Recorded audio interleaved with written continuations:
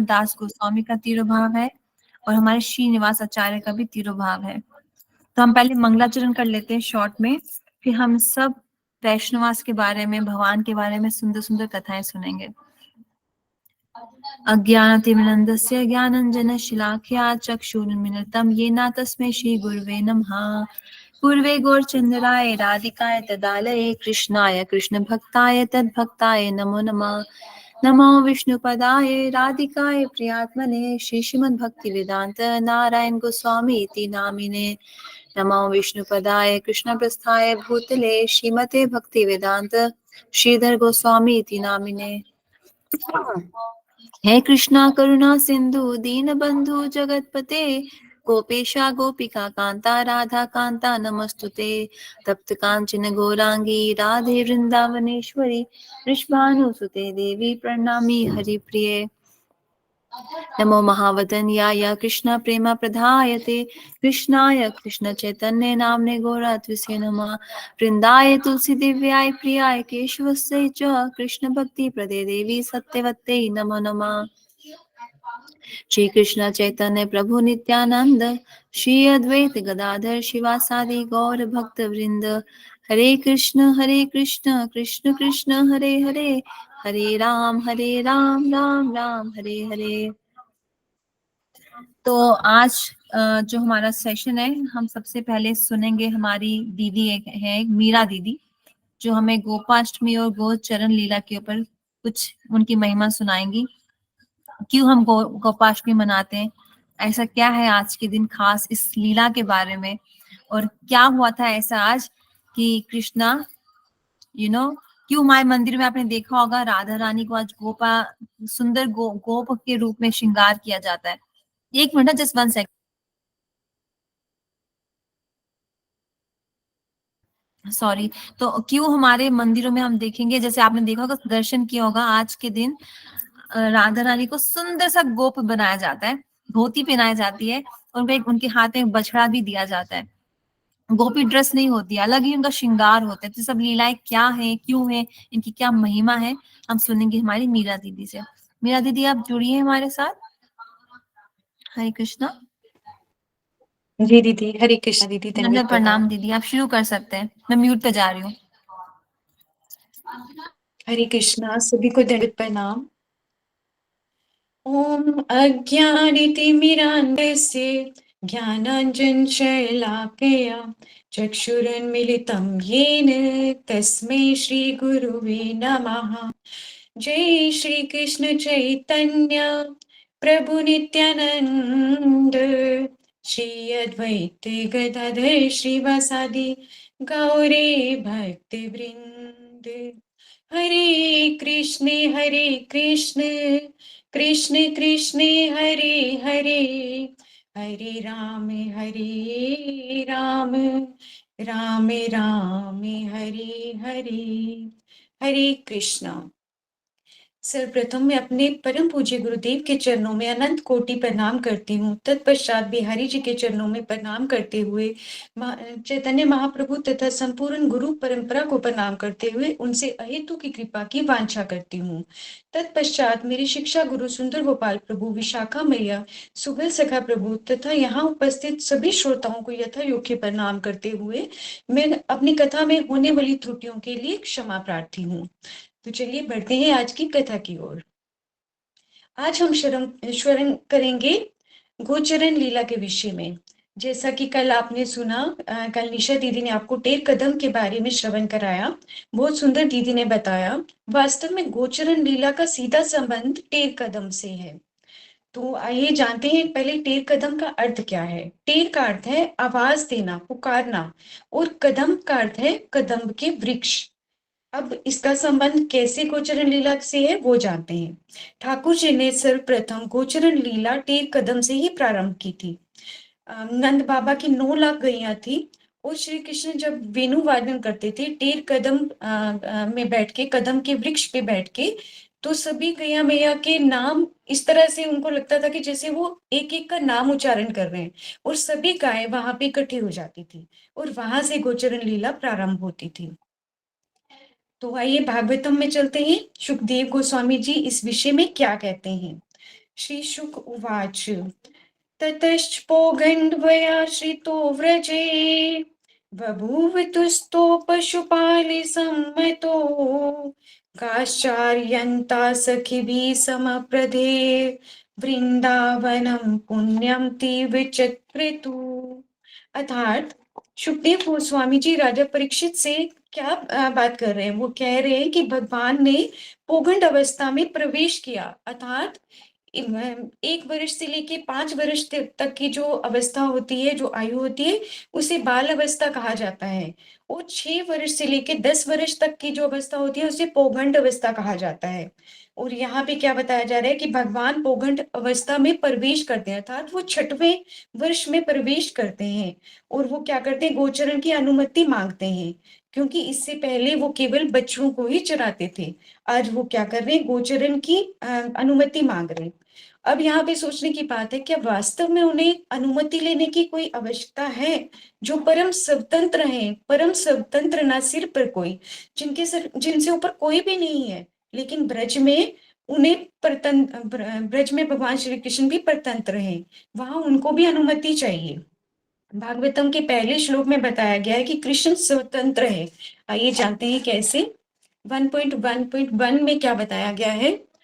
जन्मादस्य यतो अपने यदीरत चार्थेष्विपि स्वारिट तेने ब्रह्महृदयादि कवचे मुह्यन्ति यत्सरया तेजो वारिमृतां यथा विनिमयो यत्र त्रिसैनिको मशा धाम्ना स्वेन सदा निरस्ते कुहकम् सत्यम परम धीमहि।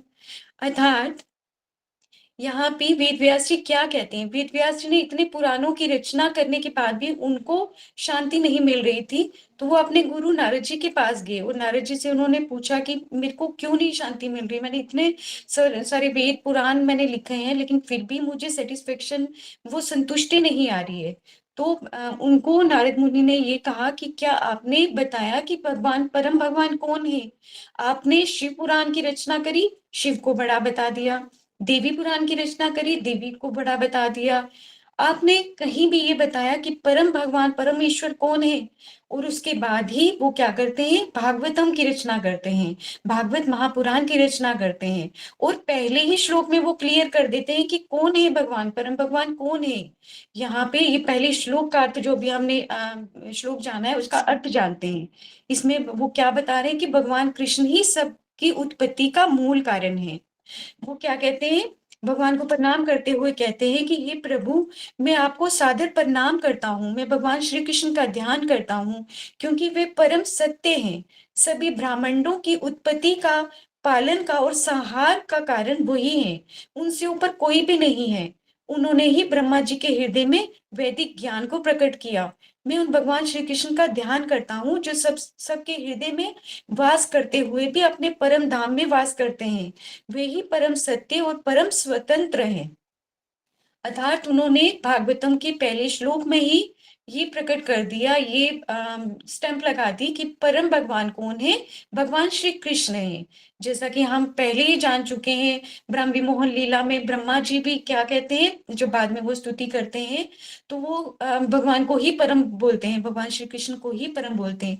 ईश्वरा परम कृष्णा सच्चिदानंद विग्रह अनादि राधे गोविंद सर्व कारण कारणम। तो यहाँ पे क्लियर हो जाता है कि परम भगवान कौन है? भगवान श्री कृष्ण है। इस श्लोक में हमें ये समझ आ गया कि वो परम स्वतंत्र है, लेकिन फिर भी गोचरण के लिए उनको अनुमति चाहिए, वो अनुमति मांग रहे हैं। ऐसे भगवान श्री कृष्ण जो अपनी भ्रिकुटी को तिरछी करें और ब्राह्मण गिरा दें, लेकिन यहाँ पे वो अनुमति मांग रहे हैं। अब क्या होता है? शांडिल्य ऋषि द्वारा मुहूर्त निकाला जाता है कि प्रथम बार गोचरण लीला कब होती है, और मुहूर्त कौन सा निकलता है? कार्तिक मास की शुक्ल पक्ष की अष्टमी के दिन, यानी आज के दिन पहली बार गोचरण लीला हुई थी। भगवान श्री कृष्ण आज पहली बार गोचरण के लिए जाते हैं। प्रथमे गोचारिणे चले कनाई प्रथम गोचारने चले कनाई। माथे मुकुट पीतांबर सोहे, माथे मुकुट पीतांबर की छवि, बनमाला पहराई कनाई। प्रथम गोचारने चले कनाई। श्रवण कुंडल कपोल विराजत, सुंदरता बने आई। घर घर ते सब चाक लेते हैं, संग सखा सुखदाई कनाई। प्रथम गोचारने चले कनाई। आगे देनु हाक सब लीनी, पाछे मुरली बजाई। परिमानंद प्रभु मदन मोहन, ब्रजवासिन सुरत कराई। प्रथम गोचारने चले कनाई। प्रथम गोचारने चले कनाई। अर्थात भगवान पहली बार गोचरण के लिए जाते हैं आज के दिन, इसीलिए गोपाष्टमी का त्योहार मनाया जाता है। आज के दिन गौ माता की पूजा की जाती है। अब जब भगवान श्री कृष्ण गोचरण के लिए जाते हैं तो यशोदा मैया उनसे कहती है कि लला तुम्हारे चरण तो बहुत कोमल हैं, तुम्हें कांटे चुभेंगे, चरण पादुका ग्रहण करके जाओ। परंतु लला मना कर देते हैं। लला मैया से कहते हैं कि मैया हम गोप हैं, हम गाय के सेवक हैं, स्वामी नहीं। जब सभी गाय नंगे पांव जा रही हैं उनके लिए भी जूते लाओ तो मैं पहनूंगा। अब 9 लाख गाय मतलब कि 36 लाख जूते चाहिए। इतने जूते कौन बनाएगा। अब गैया मैया को जब ये पता चलता है कि ऐसा प्रसंग हो रहा है तो एक गाय होती है जिसका नाम होता है चामरी गाय। अब चामरी गाय क्या करती है, वो चबर का काम करती है, चबर का कार्य करते हुए सारे मार्ग को साफ कर देती है, इस भाव से कि हमारे स्वामी जूते नहीं पहन रहे, कहीं उनको कोई कंकर ना चुभ जाए। वो सभी कंकरों और पत्थरों को कूट कूट कर अपने खुरों से ब्रजरज में परिवर्तित कर देती है। भगवान ने अपनी कृपा मायापुर में कैसे बरसाई। मायापुर में उन्होंने अपनी कृपा हरिनाम में रखी, जगन्नाथपुरी में उन्होंने अपनी कृपा महाप्रसाद में रखी, लेकिन ब्रज में उन्होंने अपनी कृपा किस में रखी, ब्रज रज में रखी। मुक्ति कहे गोपाल से मेरी मुक्ति बताए, ब्रज रज उड़े मस्तक लगे, मुक्ति मुक्त हो जाए। अर्थात मुक्ति को भी मुक्त करने वाली है ये ब्रजरज। अब कन्हैया गोचारण के लिए जाते हैं। आइए हम एक भजन के माध्यम से लीला में प्रवेश करते हैं और हम भी देखते हैं कि कैसे गोचरण लीला हो रही है। छोटी छोटी गैया छोटे छोटे ग्वाल, छोटी छोटी गैया छोटे छोटे ग्वाल, छोटो सो छोटो सो छोटो सो मेरो मदनी गोपाल। क्या खावे गैया क्या खावेगा, क्या खावे मेरो मदनी गोपाल। घास खावे गैया दूध पीवे ग्वाल, माखन खाए मेरो मदनी गोपाल। काली काली गैया गोरे गोरे ग्वाल, श्याम वरण मेरो मदनी गोपाल। छोटी छोटी गैया छोटे छोटे ग्वाल, छोटो सो मेरो मदनी गोपाल। छोटी छोटी लकोटी छोटे छोटे हाथ, बंसी बजाए मेरो मदनी गोपाल। छोटी छोटी सखिया मधुबनी बाग, रस रचाए मेरो मदनी गोपाल। छोटो सो मेरो मदनी गोपाल। ही कृष्णे गोपाले हरे,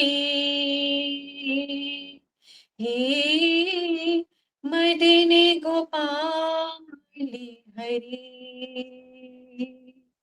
हे परम कृपाले हरे, हे मदने गोपाले हरे, तुम्हें करता तुम ही कारण, तुम्हें करता तुम ही कारण, परम कृपाले हरे, हे दीन दयाले हरे, कृष्ण गोपाले हरे, हे दीन दयाले हरे, रति हांके रणे भूमि में ओरे, कर में योग के मर्म बताए, अजर अमर परम तुल्य, काया के सुख दुख समझाए, सका सारे थे शरणागति के, सका सारे थे शरणागति के, सदा प्रतिपाले हरे, हे दीन दयाली हरे, हे परम कृपाली हरे, हे दीन दयाली हरे, श्याम के रंगे में रंग गई मेरा रस, खाने तो रसे की खाने हुए, जग से होके बंद करी तो सूरदास ने दर्श किए, माते यशोदा ब्रज नारी के, माते यशोदा ब्रज नारी के, माखन चोर हरी, हे दीन दयाली हरि, हे परम कृपाली हरि,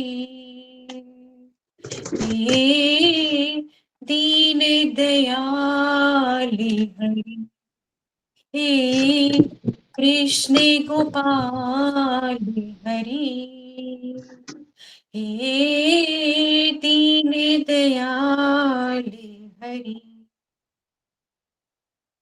तो इस प्रकार गोचरण लीला होती है। उसके बाद जब ठाकुर जी गोचरण करके घर पे लौटते हैं, गोधूलि बेला का समय होता है, उसको सर्वश्रेष्ठ मुहूर्त कहा गया है। जब श्री कृष्ण जी गाय चरा के लौट कर आ रहे होते हैं, गैया मैया के खुरों से उठ रही धूल के कण सीधे ठाकुर जी के मुखमंडल पे आकर लग जाते हैं और वो और भी मनमोहक लगते हैं। इस सुंदर छवि का वर्णन सुखदेव गोस्वामी जी वेणु गीत में करते हुए कहते हैं, वरिहा पीडम नटवर वपुः कर्णयो कर्णिकारं, विप्रतिवासा कनक कपिशं वैजयन्ती प्रमालां, रन्ध्रान् वेणोदरसुतया पूरयन् गोपवृन्दे, वृन्दारण्यं स्वपदहरणं प्राविशद गीत कीर्ति। अर्थात मोर पंख जो अपने मुकुट के ऊपर मोर पंख को धारण करते हैं और सुंदर नृत्य करते हैं, इसलिए नटवर कहलाते हैं।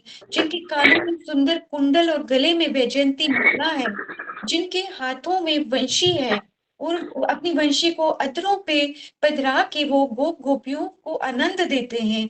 ऐसे भगवान श्री कृष्ण की सभी ग्वाल बाल उनकी कीर्ति का गान करते हुए ये श्रवण कराते हैं, ये श्लोक श्रवण कराते हैं हमें।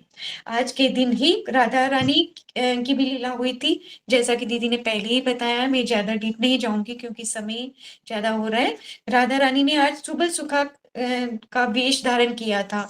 आज के दिन राधा रानी का श्रृंगार गोप श्रृंगार होता है और गोप श्रृंगार में वो राधा रानी ठाकुर जी से मिलने के लिए जाती हैं। गोचरण लीला हो रही होती है और ठाकुर जी के साथ राधा रानी गोपी वेश में नहीं बल्कि गोप वेश में जाती हैं और इस प्रकार से बहुत सुंदर लीला करते हैं। इसके साथ ही मैं अपनी वाणी को विराम देना चाहूंगी। वांछा कल्पतरुभ्यश्च कृपा सिंधुभ्य च पतितानां पावनेभ्यो वैष्णवेभ्यो नमो नमः। अनंत कोटि वैष्णव वृंद की जय। गौर प्रेमानंदे हरि हरि बोल। हरे कृष्णा मीरा दीदी, thank you so Hare much. आपने इतना अच्छा हमें भजन सुनाया आपकी सुंदर सी वाणी के माध्यम से। तो धन्यवाद आप सभी का। धन्यवाद दीदी। तो आप सबने सुना मीरा दीदी से कि कैसे आज के दिन भगवान आज के ही दिन छोटी छोटी गैयों को, जो छोटी छोटी गैया थी, हमने गुरुदेव का भी वीडियो देखा आज नारायण महाराज का जो ग्रुप में आया था, कि कृष्णा तो छोटी छोटी बछड़ों और बछड़ियों को ले जाते थे वन में रोज, लेकिन आज के दिन से वो छोटी बछड़े जो थे वो उनकी जगह बड़े बड़े गैया और ऑक्स और बुल्स को ले जाते थे।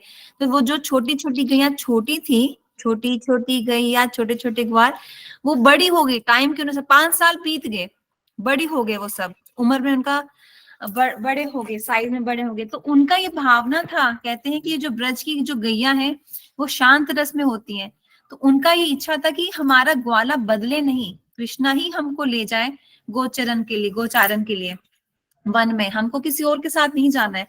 तो सोचिए आप, गाय जो पशु है जो शांत रस में है, उसका भी आसक्ति है भगवान से, वो भी चाहती है हमारा ग्वाला ना बदले, हम कृष्ण के साथ ही जाएंगे, हम बलदाव के साथ ही जाएंगे और किसी के साथ नहीं जाएंगे। तो ऐसा इसी तरीके से हमारा भी एक साधक का भी आसक्ति होना चाहिए हमारे इष्ट देव कृष्ण से, कि हम उनके सहारे हैं उनके साथ ही हमारा जीवन व्यतीत होगा, सारा सुख दुख जो भी है कर्मों का लेखा जोखा सब उनके ही सहारे है ना। वो कृष्णा आगे आगे चलते हैं, पीछे पीछे गैया चलती, सुबह के टाइम में, सुबह के टाइम में कृष्णा आगे आगे चलते हैं, सब गैया पीछे पीछे चलती हैं, लेकिन शाम के टाइम पे गैया आगे आगे चलती है, कृष्ण पीछे पीछे चलते हैं। तो हमको भी ऐसी भगवान के पीछे पीछे चलना है, उनके भक्तों के पीछे पीछे चलना है ना।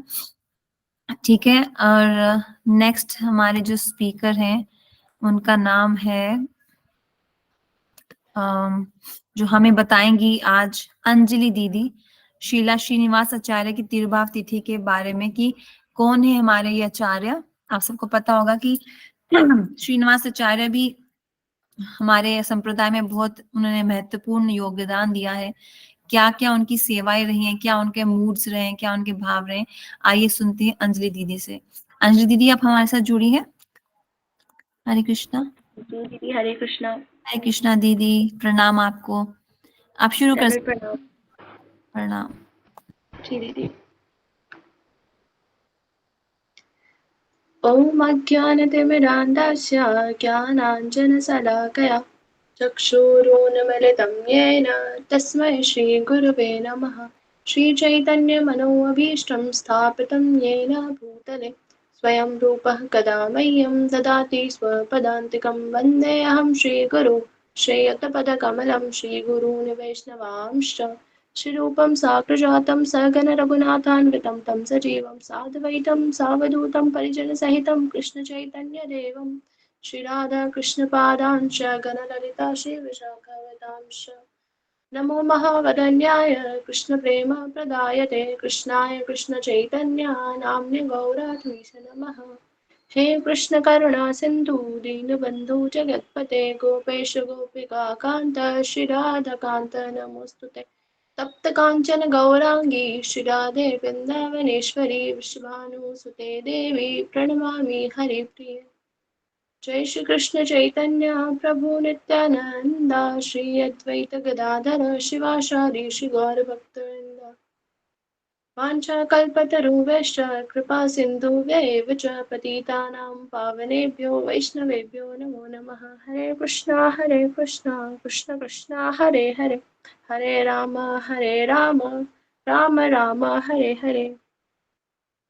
तो सर्वप्रथम हरे कृष्णा आप सभी को, और मुझसे अभी आगे जो भी त्रुटियां होंगी प्लीज उसको माफ कर दीजिएगा, क्योंकि मैं बहुत पहली बार कथा करने जा रही हूँ मैं, तो इसलिए। तो अब आज का जो टॉपिक मुझे मिला है वो है श्रीनिवास आचार्य तिरुभाव तिथि।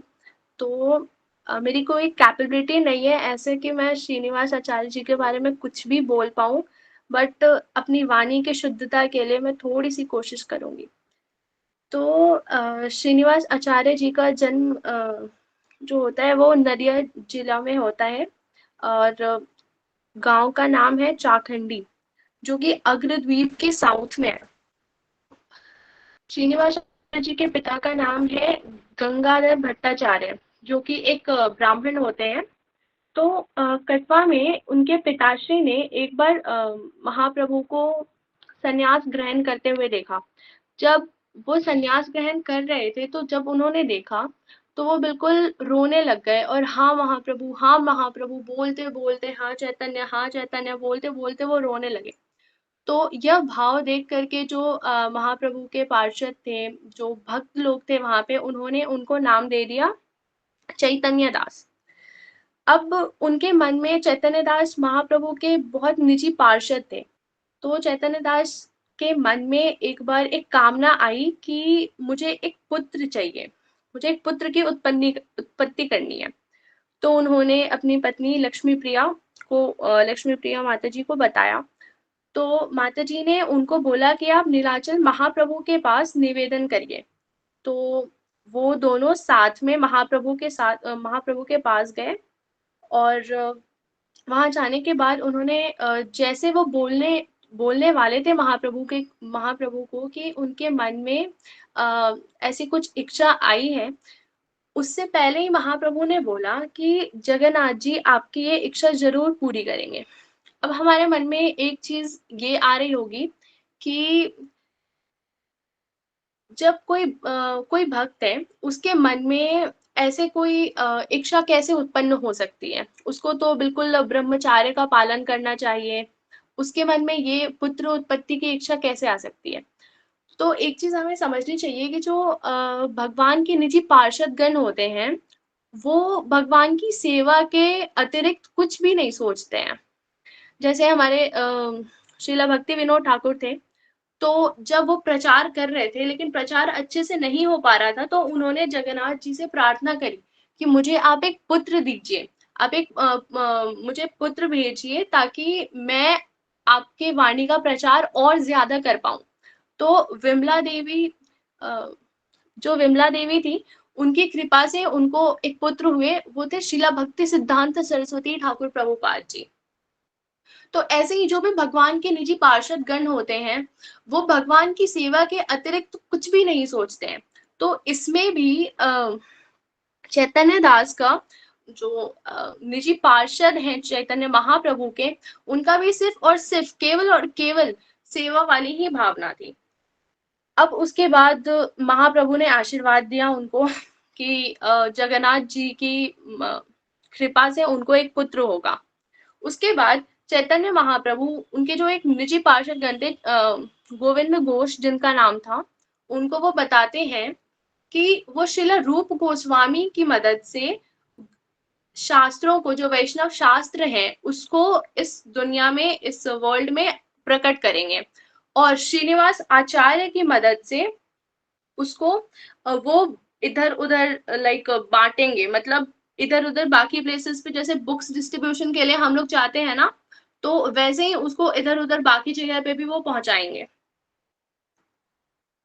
उसके बाद श्रीनिवास आचार्य जी इस धरातल पे प्रकट होते हैं।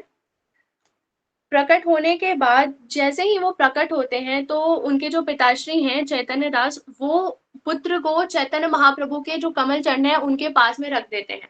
उसके बाद फिर वहां पे आशीर्वाद देते हैं चैतन्य महाप्रभु, जो उनके पार्षदगण है वो भी उनको आशीर्वाद देते हैं। उसके बाद फिर जितने संस्कार होते हैं, बचपन में बहुत सारे संस्कार होते हैं ना, वो सारे संस्कार उनके होते हैं। उसके बाद अब जो उनका बचपन था, बचपन में वो बहुत ज्यादा अपने पेरेंट्स की ओर, मतलब अपने माता पिता की ओर वो झुके हुए थे बहुत ज्यादा। तो उनके जो पिताश्री थे वो उनको महाप्रभु की दिव्य लीलाएं सुनाया करते थे, वृंदावन की लीलाएं सुनाया करते थे, श्रीमती राधिका रानी और श्री कृष्ण की लीलाएं सुनाया करते थे। और ऐसे वो लीला सुनाते सुनाते चैतन्य दास और श्रीनिवास आचार्य दोनों ही बहुत ज्यादा स्टैटिक मूड में चले जाते थे, बहुत ज्यादा लाइक खुशी जो होती है ना, मतलब जो प्योर डिवोटीज होते हैं उनके मन में जो भी चीजें होती है वो बिल्कुल प्योर होती है, तो वो खुशी उनको मिलती थी। उसके बाद फिर उनकी जो माता श्री थी, लक्ष्मी प्रिया जिनका नेम था, तो उनकी माताश्री ने उनको बचपन से ही नाम संकीर्तन की ओर बहुत ज्यादा प्रेरित किया। नाम कैसे लेना है सारा कुछ उनको बचपन से ही बताया। अब उसके बाद बहुत छोटे में ही श्रीनिवास आचार्य के जो पिताश्री थे उनका देहांत हो जाता है, मतलब वो अप्रकट लीला करते हैं। तो अब वो अपने पिताश्री से बहुत ज्यादा अटैच थे, बहुत ज्यादा लगाव था उनको अपने पिताश्री से। तो जब वो जाते हैं तो जो पार्षद गण और होते हैं वो उनको और उनकी माताश्री को संभालते हैं। उसके बाद फिर धीरे धीरे श्रीनिवास आचार्य अपनी माँ को लेकर के उनके जो नाना जी का घर था वहां पे वो चले जाते हैं।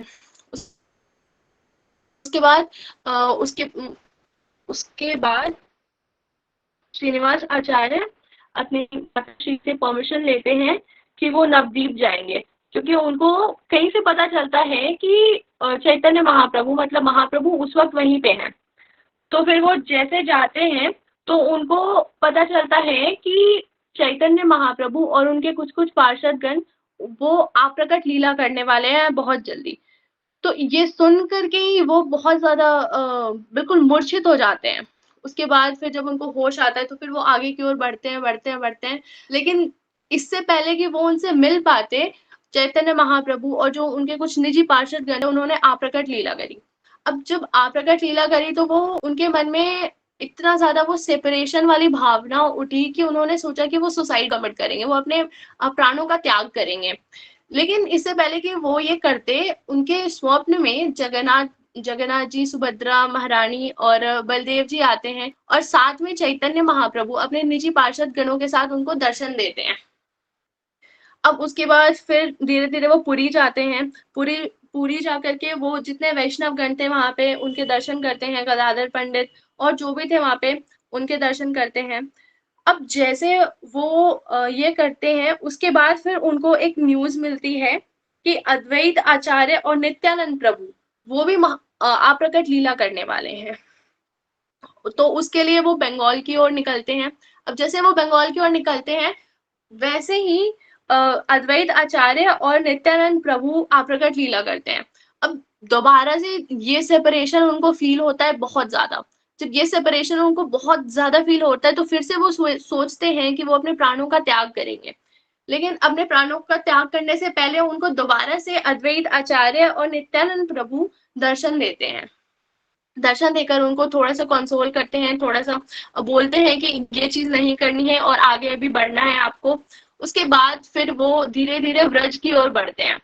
अब जैसे वो व्रज की ओर बढ़ते हैं, व्रज में उनको श्रील रूप गोस्वामी, श्रील जीव गोस्वामी, नहीं सॉरी, जैसे वो व्रज की ओर बढ़ते हैं उनको श्रील रूप गोस्वामी और कुछ वैष्णव गण के अप्रकट की न्यूज मिलती है।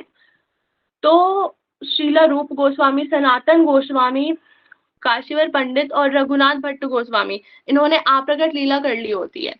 और उसके बाद श्रील रघुनाथ दास गोस्वामी, गोपाल भट्ट गोस्वामी और श्रील जीव गोस्वामी वो अभी भी व्रज में ही थे। तो श्रीनिवास आचार्य उन तीनों से मिलते हैं और उनसे आशीर्वाद लेते हैं। उसके बाद श्रील गोपाल भट्ट गोस्वामी से वो दीक्षा लेते हैं और जितने वैष्णव इंस्ट्रक्शंस होते हैं, वैष्णव स्क्रिप्चर्स जितने भी हैं, वो श्रील जीव गोस्वामी से लेते हैं। अब बहुत ज्यादा उनको श्रील जीव गोस्वामी को बहुत ज्यादा अफेक्शन था, बहुत ज्यादा मतलब कनेक्टेड थे वो श्रीनिवास आचार्य से। तो वो उनको अपने डीटीज के भी दर्शन कराते हैं, श्री श्री राधा दामोदर के। उसके बाद फिर श्रीनिवास आचार्य रघुनाथ दास गोस्वामी से मिलते हैं, और रघुनाथ दास गोस्वामी कृष्णदास कविराज गोस्वामी से राधा कुंड में मिलते हैं, वहां पे उनके भी आशीर्वाद लेते हैं। उसके बाद श्री जीव गोस्वामी ने एक बार श्रीनिवास आचार्य को एक वर्स, मतलब एक श्लोक उज्जवल नीलामणि का, वो उसको एक्सप्लेन करते हुए देखा, और वो बहुत ज्यादा इम्प्रेस्ड हो गए उनसे। तो उस वक्त श्रील जीव गोस्वामी ने जो आचार्य टाइटल है ना, जो श्रीनिवास आचार्य हम लोग बोलते हैं, तो जो आचार्य टाइटल है श्रील जीव गोस्वामी उनको देते हैं। और उसके बाद अलग अलग टाइटल्स जैसे ठाकुर, ये टाइटल भी वो नरोत्तम दास ठाकुर और श्यामानंद को देते हैं। उसके बाद फिर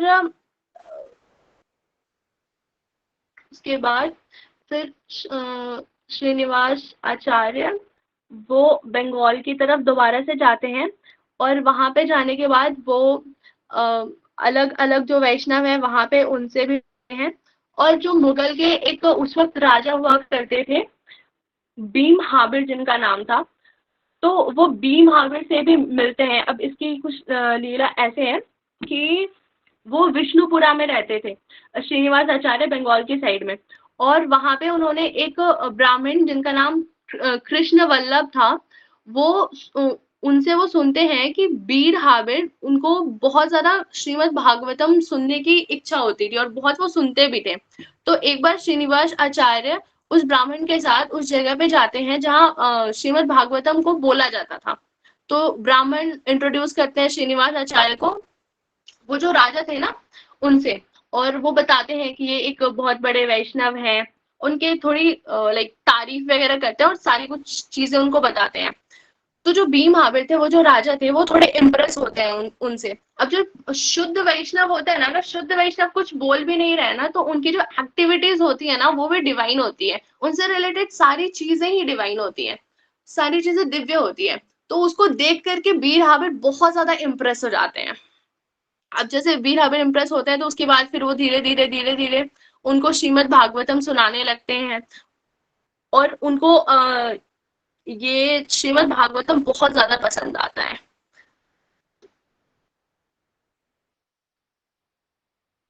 दीदी मैं अपनी वाणी को विश्राम देना चाहूंगी यहाँ पे। हरे कृष्णा।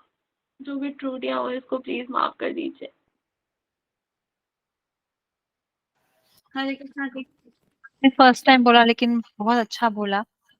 ऐसे प्रयास करते रहिए। हम सबको आपने बताया, सब भक्तों को बताया कि श्रीनिवास आचार्य कौन है, क्या उनका योगदान है हमारे सबके लिए। मैं थोड़ा सा कुछ ऐड करना चाहूंगी कि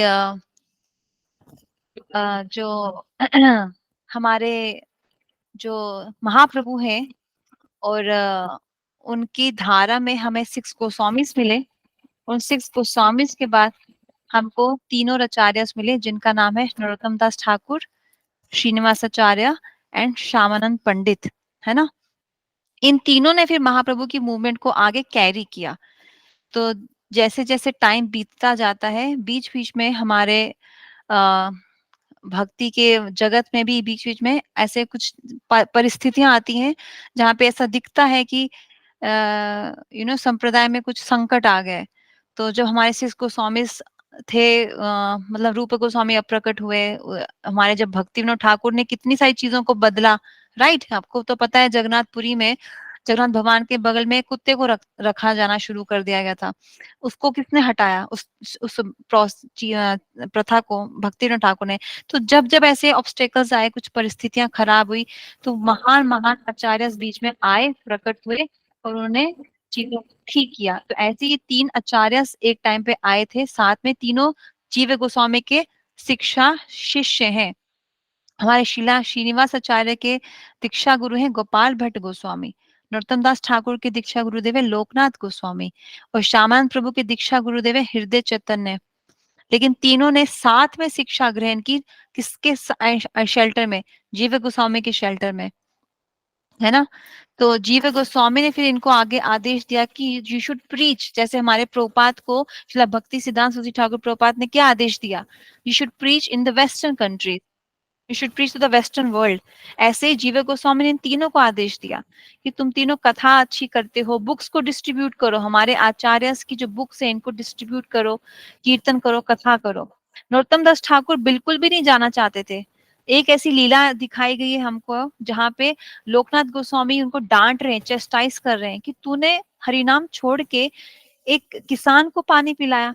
तुझे ये समझ नहीं आ रहा है कि हरिनाम ज्यादा बड़ी सेवा है, ये साक्षात हरि ही है, राधा कृष्ण ही है। इनको, इनका हरिनाम छोड़ के तुम उठे तो तुमने एक प्यासे को पानी पिलाया, तो तुम्हें अगर यही सेवा करनी है तो तुम जाओ, अभी तुम मेरे साथ रहने के लायक नहीं हो, तुम जाओ, तुम खाना खिलाओ सबको, सबको पानी पिलाओ, यही करो। क्योंकि नरोत्तम दास ठाकुर बिल्कुल अपने गुरुदेव से इतना प्रेम करते थे, वो छोड़ के जाते ही नहीं अपने गुरुदेव को प्रचार के लिए। लेकिन जो सच्चा गुरु होता है वो अपने शिष्यों को अपनी प्रॉपर्टी नहीं समझता कि मेरे साथ में रहे, मेरी सेवा करे, मेरा चेला बन के रहे। उनको तो जीव दया दिखानी है ना। महाप्रभु ने हमें क्या सिखाया है? जीव दया कृष्ण, कृष्ण नाम जीव दया कृष्ण नाम सर्वधर्म सार। तो ऐसे ही हमारे श्रीला सरस्वती प्रभुपाद ठाकुर ने हमारे श्रीला स्वामी महाराज प्रभुपाद को आदेश दिया कि तुम अपने भजन को सबसे बांटो, तुम्हारे भीतर में जो गोविंद है, जो कृष्णा है, वो सबसे सबको दो। तुम्हारा इंग्लिश अच्छा है, तुम विदेशियों को प्रीच कर सकते हो, एक स्थान पे सीमित मत रहो, भारत से बाहर जाके प्रचार करो। ऐसे ही हमारे जो लोकनाथ गोस्वामी थे, वो तो जंगल में, वन, वृंदावन तो पूरा वन था, अब हो गया ऐसा डेवलप आपको जैसा दिख रहा है। ये वहां पे खुल गया है, क्या खुल गया, बेस्ट वेस्टर्न खुल गया है, ये रेस्टोरेंट, वो रेस्टोरेंट। पहले तो कुछ सब कुछ सुविधाएं वहां पे नहीं थी, पूरा वन था। तो वन में रह के कैसे जीव दया दिखाएगा नरोत्तम? तो नरोत्तम ठाकुर को डांटा और अपने से दूर किया ताकि प्रचार कर सके। फिर जीव गोस्वामी ने आदेश दिया नरोत्तम दास ठाकुर को, श्रीनिवास आचार्य को और श्यामानंद प्रभु को कि जाइए प्रचार कीजिए, ये ग्रंथों को बांटिए, डिस्ट्रीब्यूट कीजिए। तो इनको तीनों को एक देखो स्पेशल टाइटल मिला है, नरोत्तम दास ठाकुर है, श्रीनिवास आचार्य, श्यामानंद पंडित, इनको जीव गोस्वामी ने दिए। और फिर जैसे दीदी ने बताया कि ग्रंथ चोरी हो गए थे, है ना। तो उस राजा को एक्चुअली एक एस्ट्रोलॉजर ने वो प्रिडिक्शन दिया था कि बहुत सारे रत्न आपके राज्य में आने वाले हैं। अभी कर्मी के लिए रत्न क्या होता है? ज्यूल्स, हीरा, है ना, यही चमकता हुआ सोना। लेकिन भक्ति के राज में रत्न क्या है? दिव्य ज्ञान, ये है रत्न, बहुमूल्य रत्न, है ना। सनातन गोस्वामी के पास भी एक वो थी चिंतामणि, थी कि नहीं थी? वो कहाँ पड़ी थी? कचरे में पड़ी थी। भगवान ने नमक मांगा, सनातन गोस्वामी ने उस चिंतामणि को नहीं बोला कि चलो भगवान के लिए नमक की व्यवस्था करो, ना उस चिंतामणि को कुछ बोला, ना भगवान भगवान ना खुद कुछ प्रबंध किया, भगवान पे छोड़ दिया, अपनी व्यवस्था खुद कर लो। अब कोई बोल सकता है ये कैसा भक्त है, भगवान का नमक मांग रहे, नमक नहीं दे रहा है। तो यहीं पे हमें एक हमारे आचार्य शिक्षा देते हैं कि उस समय सनातन गोस्वामी चेक कर रहे थे कि अगर मैंने नमक नहीं दिया तो क्या भगवान मुझे छोड़ के चले जाएंगे।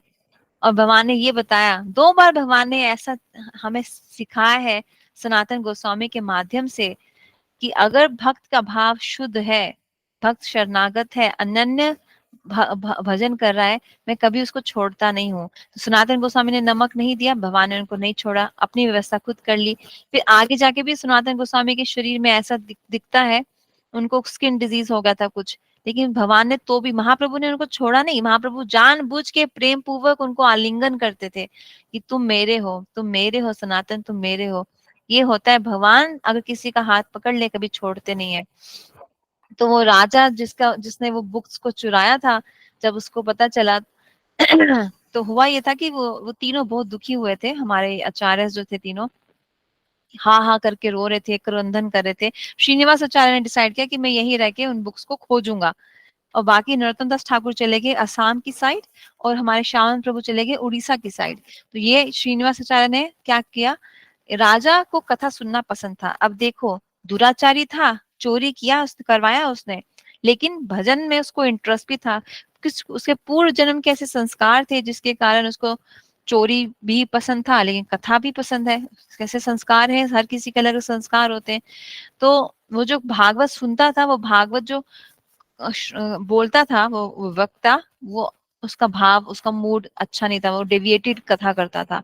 जब श्रीनिवास आचार्य ने वो भागवत सुनी तो उनको रोना आया कि क्या बोल रहा है। तो उसने परमिशन, श्रीनिवास आचार्य ने बोला कि मैं भागवत करूं, मैं बोलूं।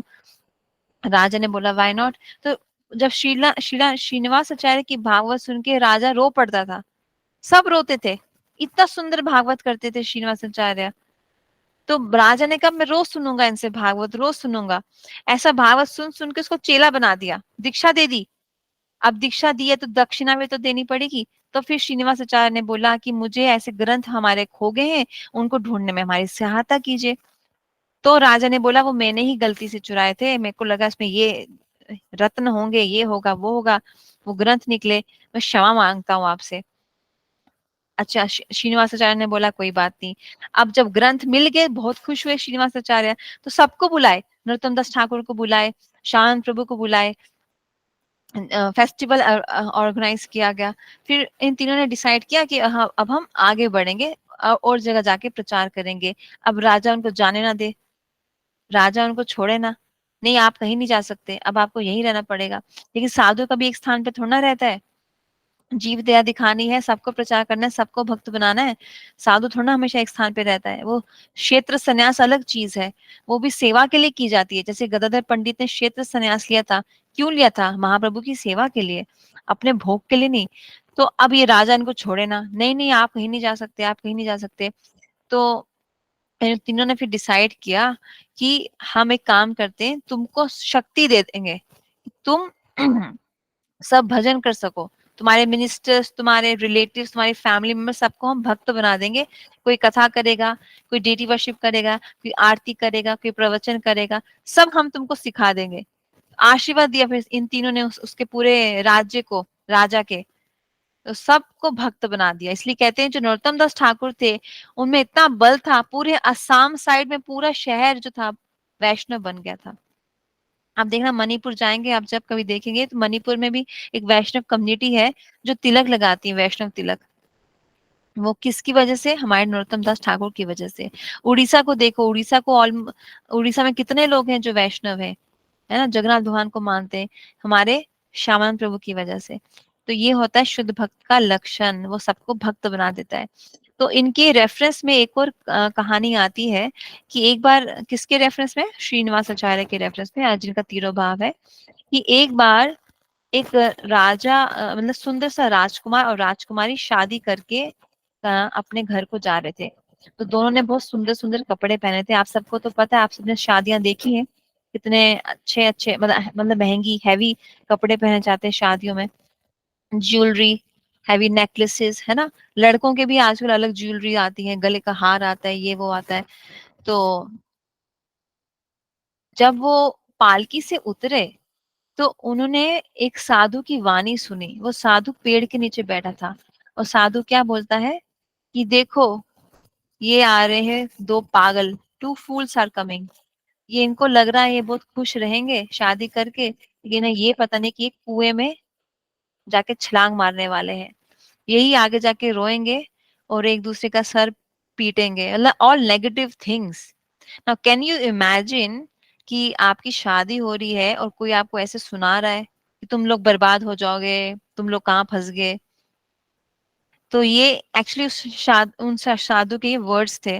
तो 1 सेकेंड ना, मैं जरा फाइल खोलूं, let me repeat the exact words.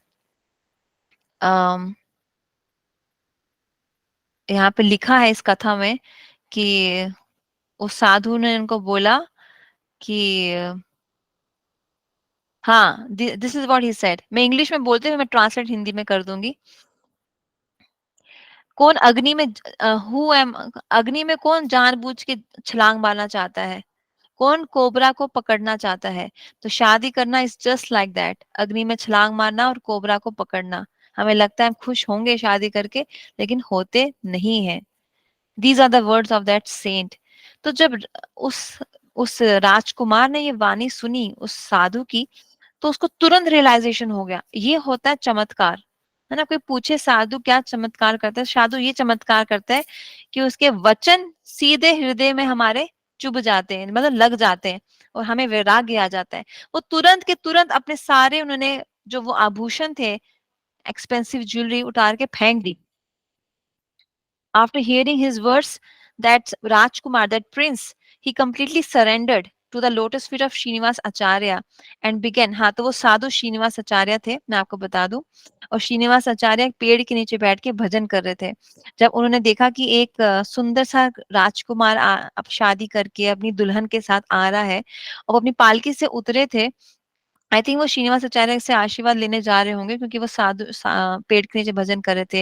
लेकिन उनको देखते ही श्रीनिवास आचार्य ने ऐसा पॉइंट आउट किया कि हु आर दीज टू फूल्स, ये दो मूर्ख कौन है जो इस तरह का मूर्खता वाला कार्य कर रहे हैं, इनको पता नहीं है कि ये आगे जाके बहुत दुखी होंगे। तो उसी समय उन्होंने अपनी सुंदर सी न्यूली वेड वाइफ को त्याग दिया और वो राजकुमार आगे जाके कौन बने, रामचंद्र कविराज।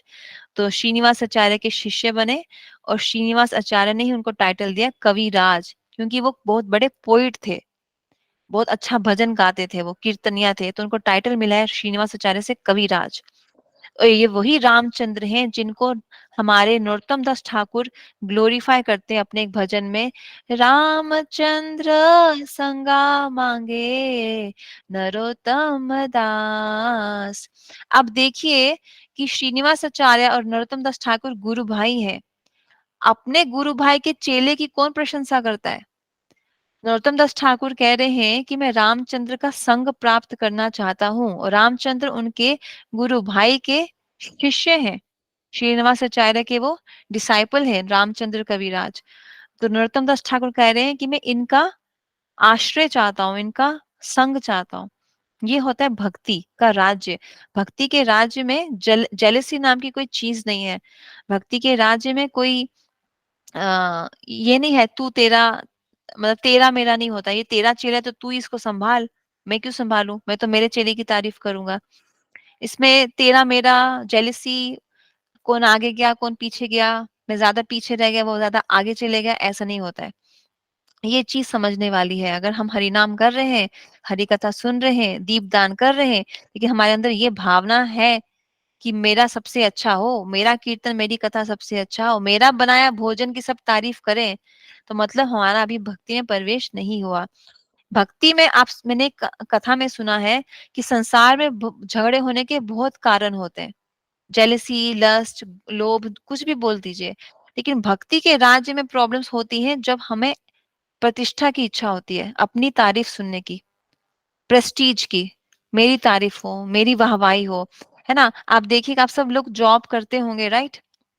आप में से बहुत से लोग हैं जो वर्किंग होंगे, राइट? तो या स्टूडेंट भी हैं अगर आप, जॉब में जब तक आपको एप्रिसिएशन नहीं मिलेगा, आपका मूड अच्छा नहीं बनेगा।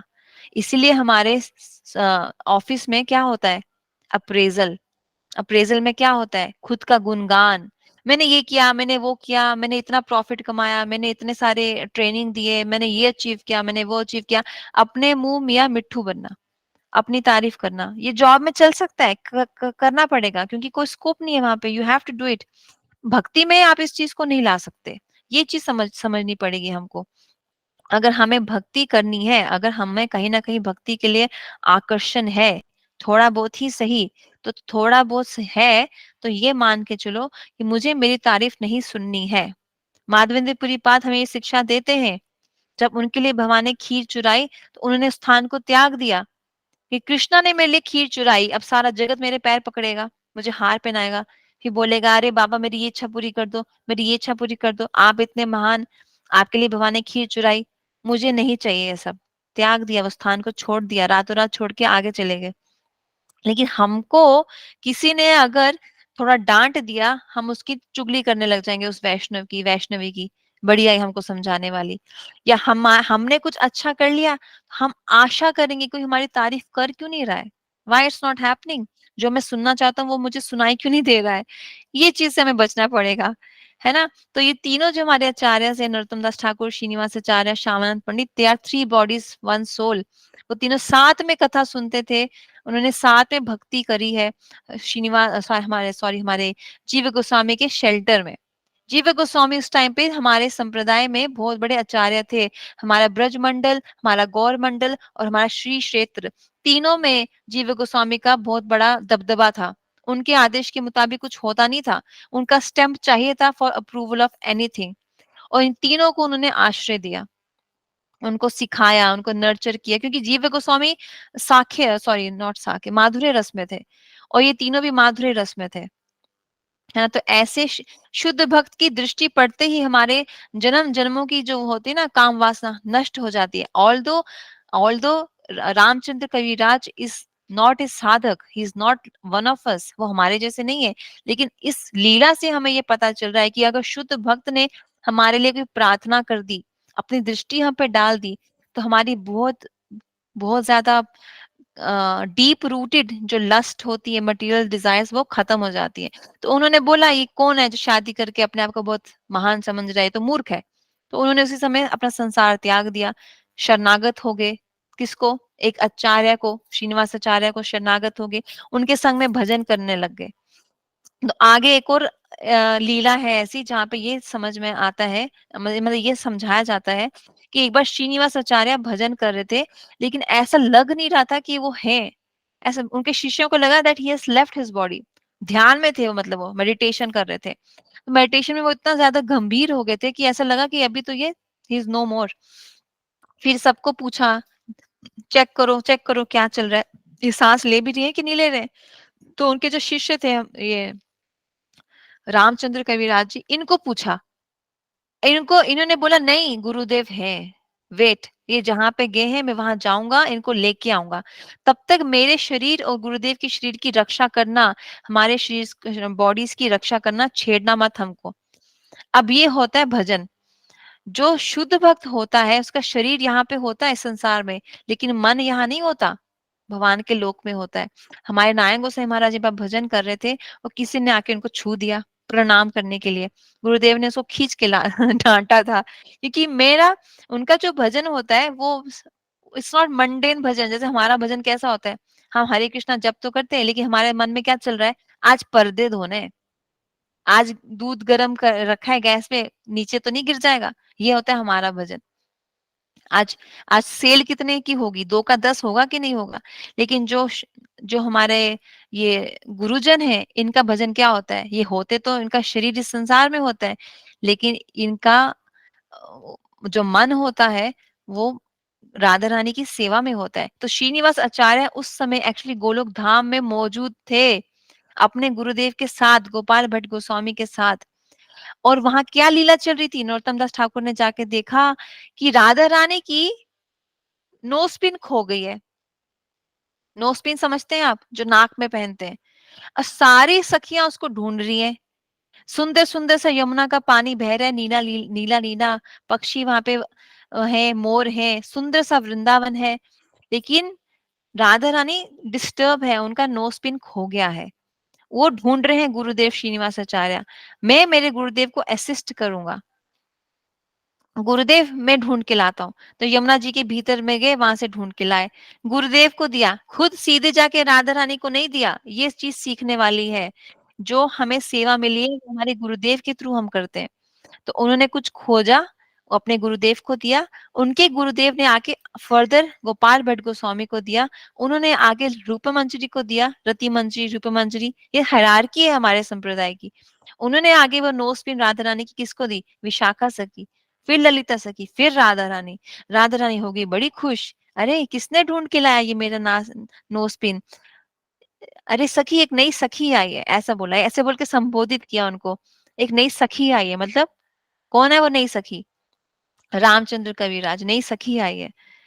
तो दिस इज अवर सेवा भाव, कि हम गुरुदेव के अनुगत्य में भजन करते हैं, जो सेवाएं हमें गुरुदेव ने की हम वो करते हैं, और हमारी सारी सेवा हम गुरुदेव के थ्रू ही करते हैं। इसलिए हम जब भोग भी लगाते हैं, हम क्या बोलते हैं, गुरुदेव हमने तो बना दिया, आपकी आशीर्वाद से आप ही हैं जो राधा कृष्ण को पवा सकते हैं। हम तो मंत्र बोल देते हैं, है ना, हम डायरेक्ट भोग नहीं लगाते हैं भगवान को, गुरुदेव के थ्रू लगाते हैं। ऐसे ही रामचंद्र कविराज हमको शिक्षा दे रहे हैं कि नो स्पिन जो ढूंढी, अपने पहले गुरुदेव को दी, फिर राधा रानी तक वो पहुंची, फिर वो अपने गुरुदेव के साथ वापस इस अपने जो उनका शरीर था इस धरती पे, अर्थली पास्ट टाइम में जो उनका बॉडी था, उसमें वो प्रवेश किए।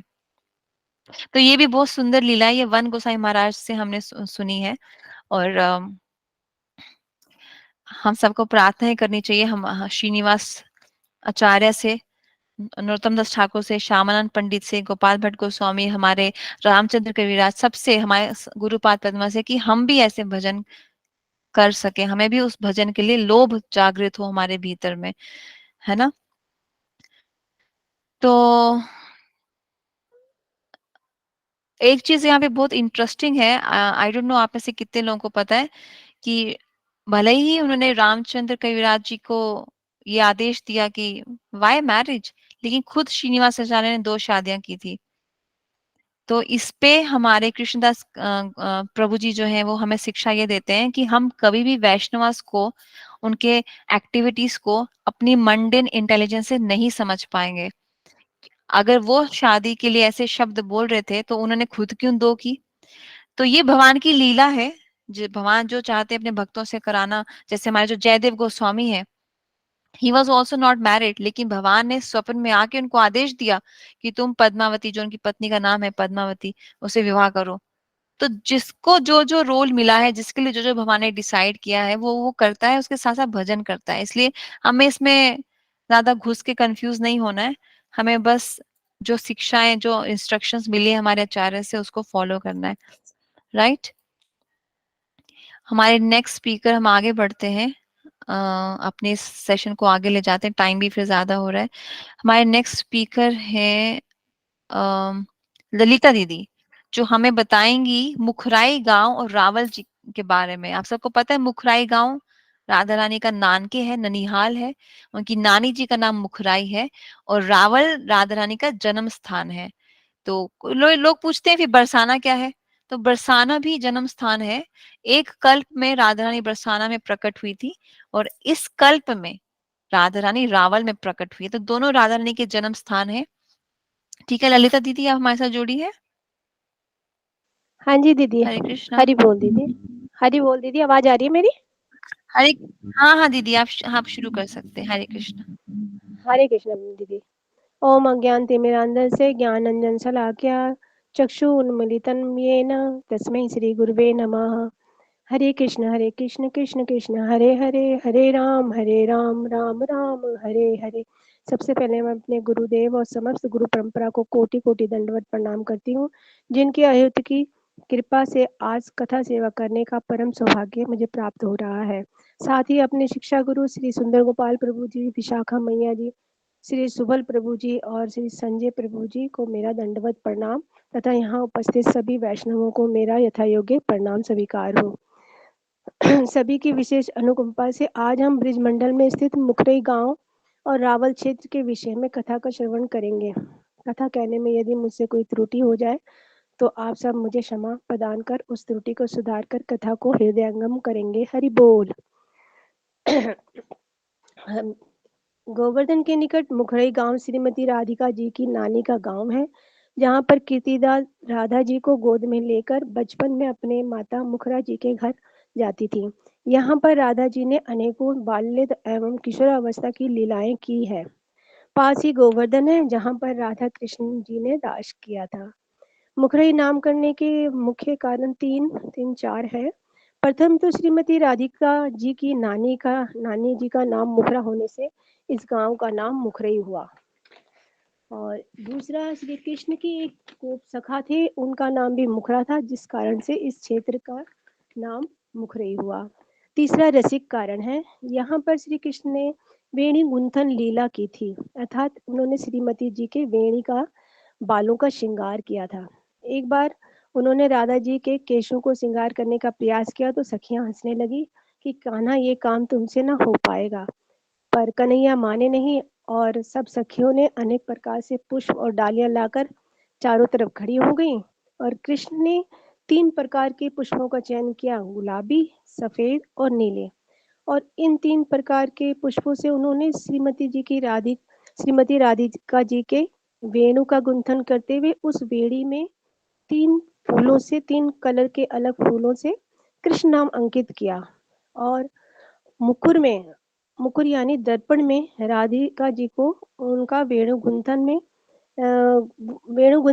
किया हुआ अपना नाम दिखाया, तो वो उसको देखकर कृष्ण नाम उस वेणी में अपने देखकर मूर्छित हो गई। फिर सखियों ने उनको कृष्ण नाम लेकर उनको पुनः होश में ले आए। मुकुर में राधा जी को स्वयं अपना सौंदर्य दिखाने के कारण इस स्थान का नाम मुखरई पड़ गया। पास में ही राधा कुंड है, यहीं पे अरिष्टासुर का शरीर गिरा था और उसकी आत्मा उसके मुख से निकल गई थी, इसलिए भी इस स्थान का नाम मुखरई हो गया।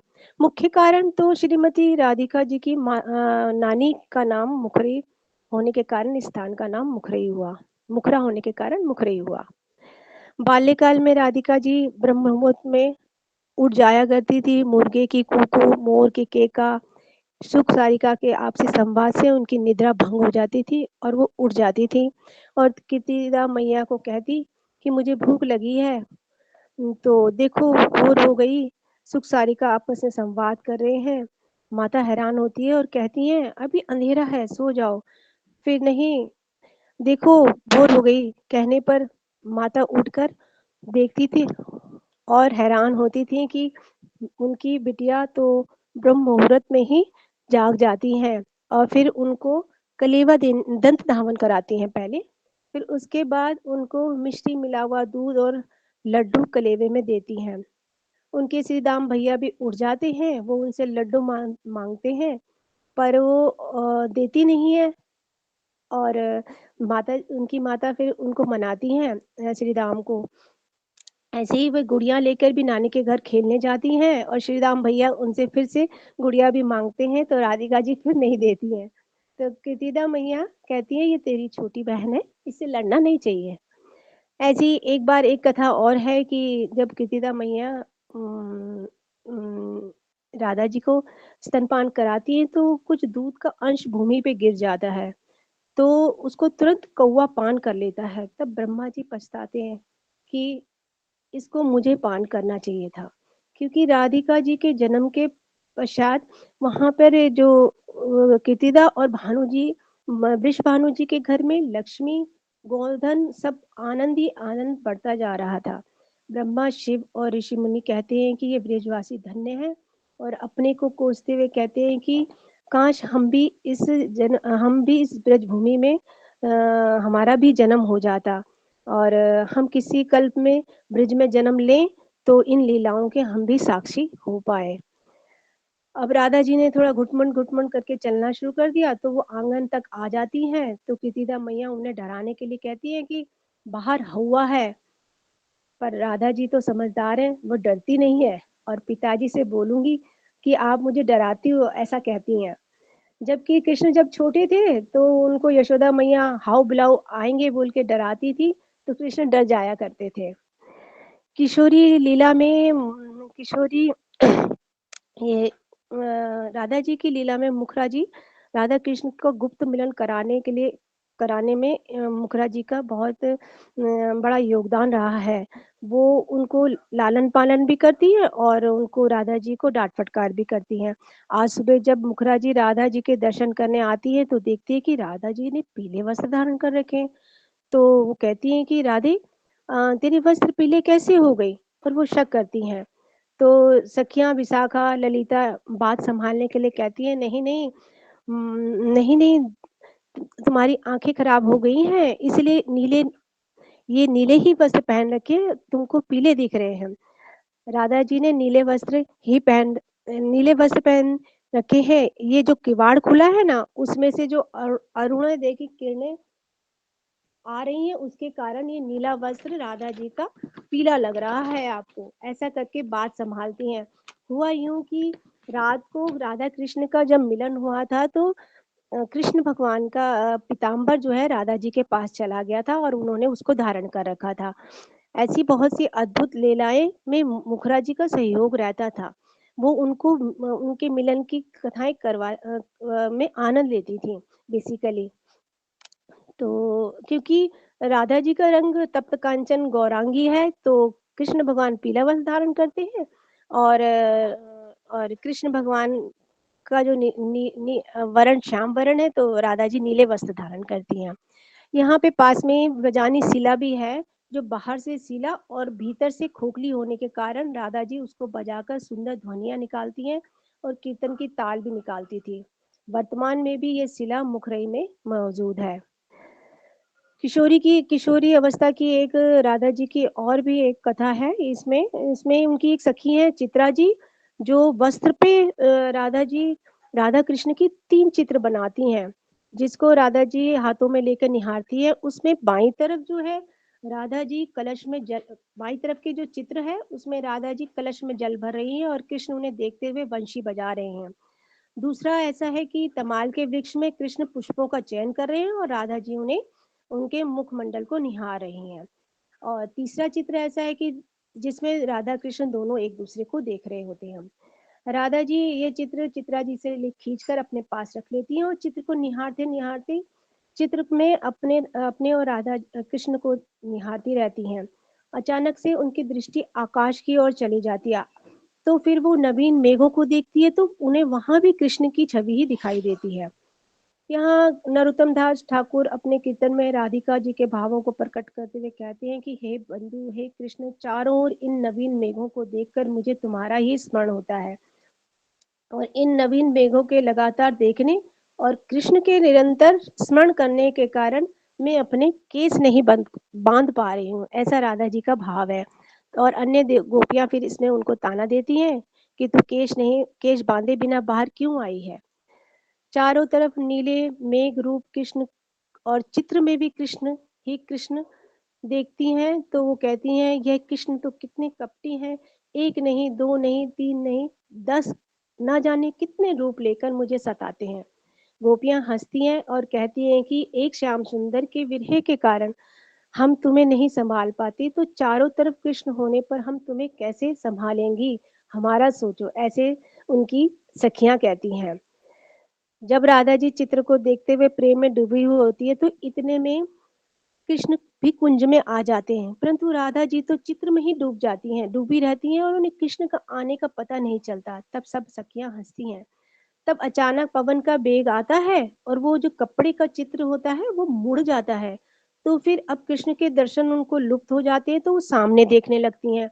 सामने देखती हैं तो तमाल के वृक्ष दिखाई देते हैं उन्हें, तो उन्हें उसमें भी कृष्ण की स्फूर्ति होती है।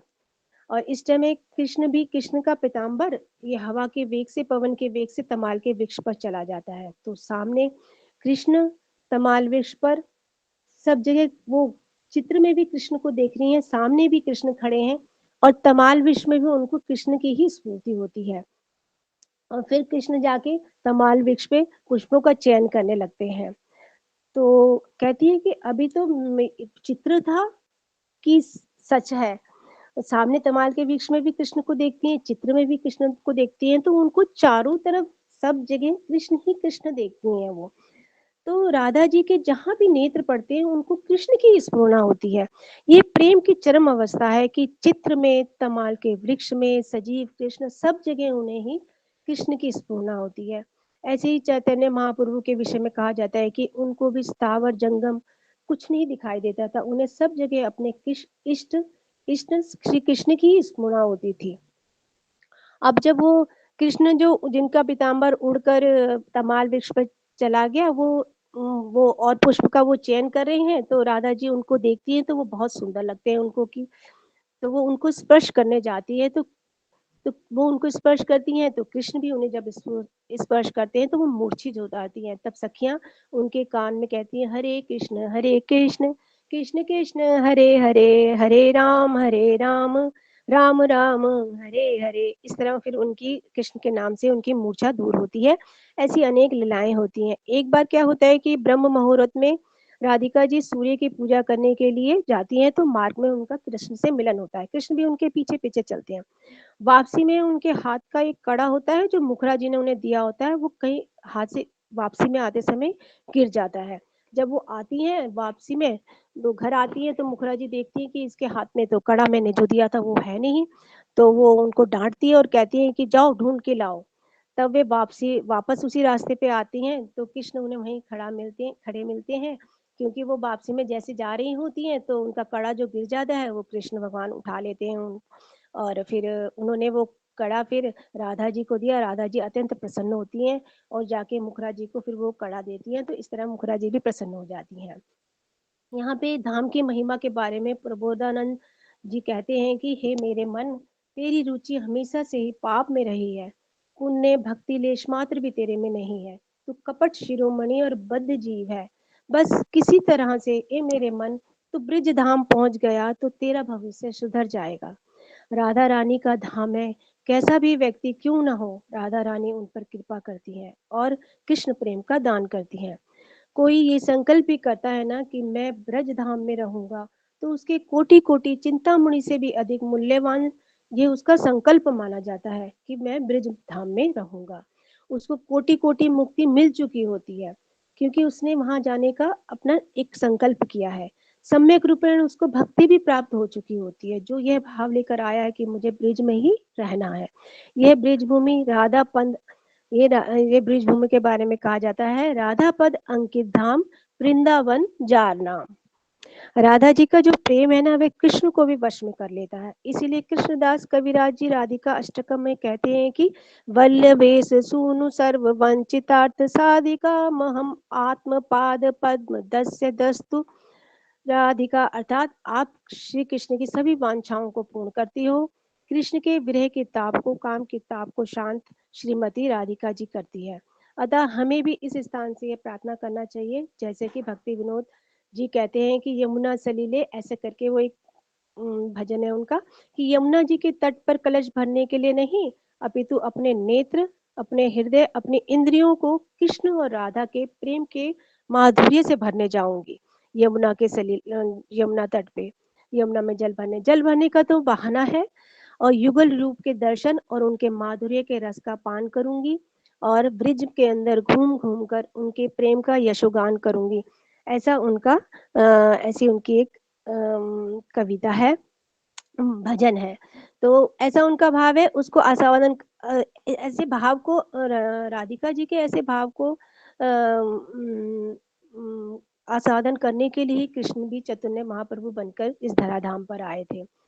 श्री रूप गोस्वामी जी कहते हैं कि राधिका जी कृष्ण प्रेम में क्रंदन करते हुए कहती हैं कि ये का नंद कुल चंद्रमा, अर्थात कहाँ है नंद कुल का चंद्रमा, कहाँ है वो जो अपने सिर पे मुकुट धारण करता है, कहाँ है वो मुरली का सुंदर ताल बजाने वाला, अरे नीलकमल जैसा पुरुष कहाँ है। इस तरह वो राधा जी कृष्ण के लिए क्रंदन करती है।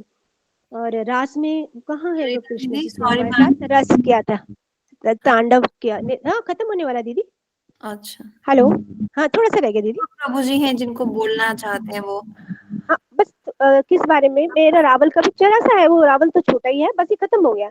हाँ तांडव दीदी नृत्य कहता, हे सखी मेरी रक्षा कर। गुरु गोस्वामी जी कहते हैं, हे सखी मेरी रक्षा कर, मेरे जीवन की औषधि कहाँ है।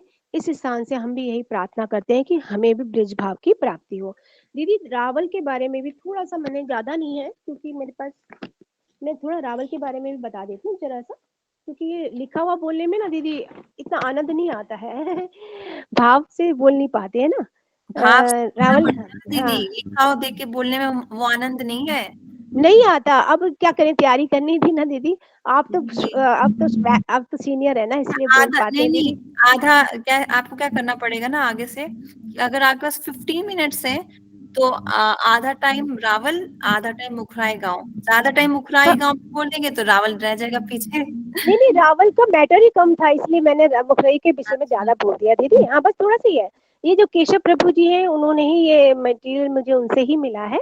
रावल राधा जी का जन्म स्थान है। ब्रह्मा जी के एक दिन को कल्प कहते हैं, किसी कल्प में बरसाने में और किसी कल्प में रावल में राधा जी का जन्म होता है। वर्तमान कल्प में राधा जी का जन्म रावल में हुआ है, ऐसा हमारे परम गुरुदेव श्री भक्ति वेदांत नारायण गोस्वामी का मानना है।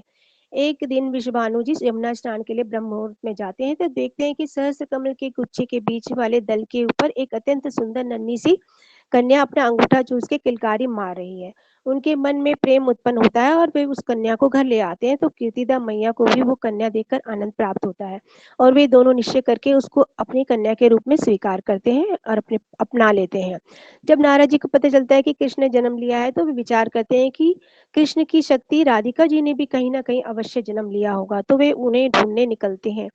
ढूंढते वे रावण में पहुंचते हैं और विश्वानु जी महाराज से पूछते हैं कि आपके यहाँ किसी कन्या ने जन्म लिया है। तो पहले तो वो हाँ भी नहीं कह पाते, फिर ना भी नहीं कह पाते, परंतु फिर भी वो अपनी कन्या नारद जी को दिखा देते हैं। नारद जी ने कन्या के दर्शन करके समझ गए कि यही राधिका जी है। उन्होंने विश्वानु जी और कीर्तिदा मैया को बहुत सा सामान मंगाने के लिए भेज दिया और फिर नारद जी ने स्वयं को एकांत कर लिया और राधा जी की स्तुति करने लगे। तो राधिका जी ने कृष्ण और अष्ट सखियों के साथ अपने दर्शन नारद जी को दिए। अर्चना, आरती, स्तुति और दर्शन के पश्चात नारद जी वहां से चले गए।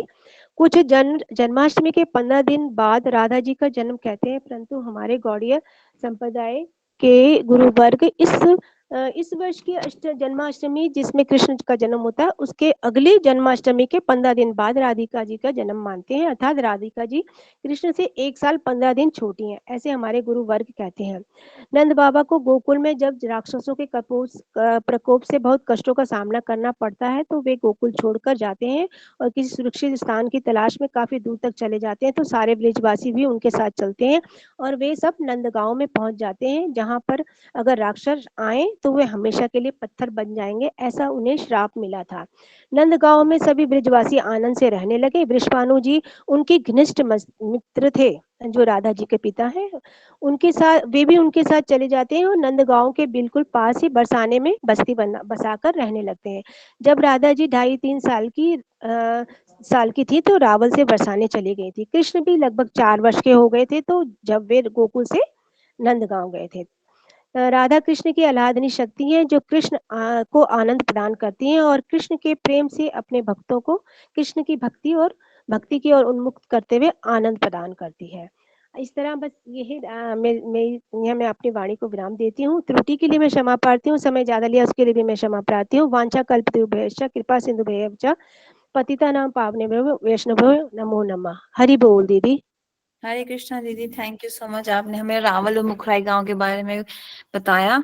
अभी लास्ट में हमारे एक और स्पीकर हैं, उनका नाम श्याम सत्यम प्रभु जी।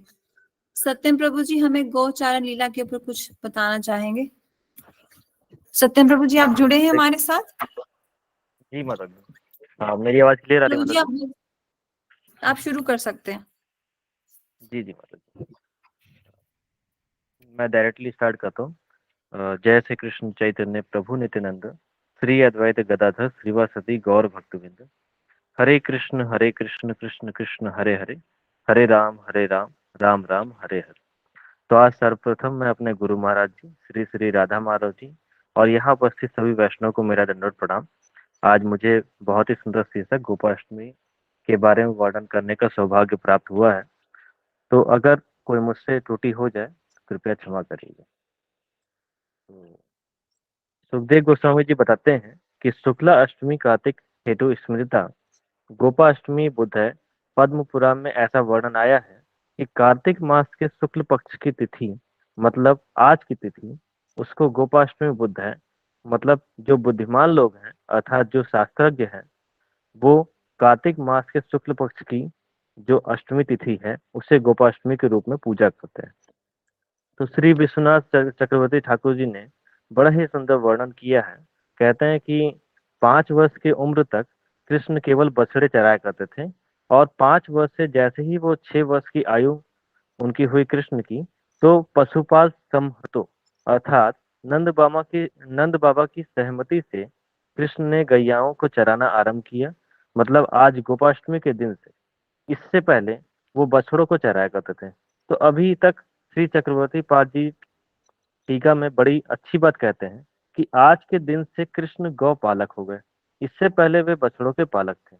तो अब बात आती है कि 6 वर्ष की आयु में कौन सी गैयाओं को चराने का आरंभ कर दिया। ये वही गैया है जो पहले कृष्ण की 5 वर्ष की उम्र तक बछड़े के रूप में थी और अब वे बड़े हो गए, जो किसी और के साथ चरने जाना नहीं चाहते थे, इसीलिए यही बछड़े कृष्ण के साथ बड़े होने पर गाय के रूप में चरने जाते थे। तो एक बड़ी सी अच्छी बात कही चक्रवर्ती पाद जी ने टीका में। वृंदावन में कृष्ण गौचारण के लिए प्रवेश कर रहे हैं। बहुत ही सुंदर प्रवेश है और इस कारण चारों ओर वृंदावन की शोभा वर्धित हो रही है। तो वृंदावन कोई निर्जीव वन तो है नहीं, तो वह एक सजीव वन है, ऐसा चक्रवर्ती पाद जी वर्णन करते हैं। और साथ साथ बलदेव प्रभु जी का भी प्रकाश है। तो फिर वृंदावन प्रफुल्लित हो रहा है और प्रफुल्लित होकर कृष्ण की पांचों इंद्रियों को आनंद दे रहा है। तो वो पांच इंद्रिय कौन कौन सी हैं और किस प्रकार से आनंद हो रहा है, उसका सुखदेव गोस्वामी जी बताते हैं। और विश्वनाथ चक्रवर्ती ठाकुर जी बहुत ही सुंदर कर्पूर बोलते हैं। कहते हैं कि भंवरे सुंदर सुंदर गुजार गुंजार कर रहे हैं, तो क्या सुनने से कृष्ण को आनंद मिलेगा? क्या कृष्ण कृष्ण सुनेंगे तो आनंद मिलेगा? नहीं। कहते हैं गुरु महाराज जी की राधा राधा जब सुनेंगे तो ही आनंद मिलेगा। अब इस प्रकार भंवरे राधा राधा उच्चारण कर रहे हैं। अब मृग वो भी ऐसे सुंदर सुंदर शब्द उच्चारण कर रहे हैं, और इन शब्दों को सुनकर कृष्ण की पहली इंद्रिय मतलब कि कान, उनके कानों को आनंद हो रहा है। तो ये स्रोत इंद्रिय हो गई जिससे कानों को आनंद हो रहा है। अब सुंदर दूसरा दूसरा है, अब सुंदर सुंदर वायु प्रवाहित हो रही है। जैसे कहते हैं कि शीतल शीतल यानी ठंडी ठंडी हवा प्रवाहित हो रही है, और ये साधारण वायु नहीं है। ये चक्रवर्ती पाद जी बहुत ही सुंदर उदाहरण देते हैं कि सुंदर सुंदर सरोवर में निर्मल जल है, जिसकी तुलना करते हुए कहते हैं कि जैसे महापुरुषों का चित्त निर्मल रहता है, एकदम ऐसे सरोवर का जल निर्मल है। इतना सुंदर उदाहरण देते हैं। और उनमें सुंदर सुंदर कमल खिले हुए हैं, रात में खिलने वाले और दिन में खिलने वाले नाना प्रकार के कमल खिले हुए हैं। और जो वायु चल रही है वो वायु उन कमलों की जो सुगंध है उसके साथ में मिश्रित होकर कृष्ण के शरीर को स्पर्श कर रही है, जो इस जगत में संभव नहीं है। तो इससे कृष्ण की दूसरे इंद्रिय यानी त्वचा को बहुत आनंद मिल रहा है। तीसरा, अब कृष्ण अपनी जीवा के द्वारा वृंदावन की मधुरिमा का आस्वादन कर रहे हैं। तो इस प्रकार तीसरे इंद्रिय जीवा के द्वारा रसना मतलब कि रस मिल रहा है। चौथा, फिर जो अभी कमल के पुष्प के बारे में वर्णन कर रहा था, तो इससे कृष्ण को कमल के पुष्पों की सुगंध मिल रही है। मतलब कि चौथे इंद्रिय कृष्ण की नासिका मतलब कि उनकी नाक को आनंद मिल रहा है। और उसके पश्चात पांचवा, जो वृंदावन की सुंदर शोभा है, जहाँ चारों ओर सुंदर सुंदर कमल खिले हुए हैं, तो वृंदावन की उस शोभा का दर्शन करके कृष्ण की पांचवी इंद्रिय नेत्र रूपी को भी आनंद मिल रहा है। तो इस प्रकार से सुखदेव गोस्वामी जी पांचों इंद्रियों का वर्णन करते हैं। ऐसा सुंदर परिवेश में कृष्ण ने गोचारण करने के लिए प्रवेश किया। तो चक्रवर्ती पाद जी टीका में कहते हैं, जिनको हमारे गुरु जी ने विस्तार किया है, कहते हैं कि अब कृष्ण ने गोचारण, तो स्थान स्थान पर कृष्ण के चरण चिन्ह अंकित हो गए, और इस प्रकार वृंदावन की बड़ी ही शोभा हो गई। तो यहाँ पर गुरु महाराज जी बहुत ही सुंदर प्रश्न करते हैं कि जब कृष्ण गाय चरा रहे थे, नहीं सॉरी, जब कृष्ण बछड़ों को भी चरा रहे थे, तो क्या उस समय कृष्ण के चरण चिन्हों से वृंदावन की शोभा वर्धित नहीं हुई थी? तो बड़ी अच्छी बात टीका में बताते हैं कि कृष्ण के जो 19 चिन्ह हैं, तो 5 वर्ष की उम्र में उनके चरण बहुत छोटे छोटे थे, तो चरण चिन्ह अंकित होने पर भी दिखलाई नहीं देते थे। अब चरण कुछ बड़े हो गए हैं, और इसी कारण से उनके चरण चिन्ह स्पष्ट दर्शन हो रहे हैं, जिससे वृंदावन की अद्भुत शोभा वर्धित हो रही है। तो गुरु महाराज जी बहुत ही सुंदर वर्णन करते हैं कि अक्रूर जी ने कृष्ण के इन चरण चिन्हों को देखा, और देखते ही लोटपोट होकर उनके चरण चिन्हों को प्रणाम करने लग गए। बताते हैं गुरु महाराज जी की कृष्ण के चरण कमल परम ऐश्वर्य जैसे युक्त हैं। अब यहाँ भी 5 चीजों के बारे में बताते हैं कि कैसे कैसे हुआ। तो बताते हैं गुरु महाराज जी की कृष्ण के चरण कमल परम ऐश्वर्य जैसे युक्त हैं, और परम युक्त होने के कारण ब्रह्मा और शिव आदि देवता कृष्ण के चरण कमलों की आराधना करते हैं। तो ये था पहला विश्लेषण, जिसमें ब्रह्मा जी से भी श्रेष्ठ शिव जी हैं। तो देवता लोग अधिक से अधिक बद्ध जीवों को स्वर्ग की गद्दी दे सकते हैं। फिर कहते हैं दूसरी बात कि दूसरा विश्लेषण कि कृष्ण के चरण कमल परम सौभाग्य होने के कारण उपासना करती हैं, किंतु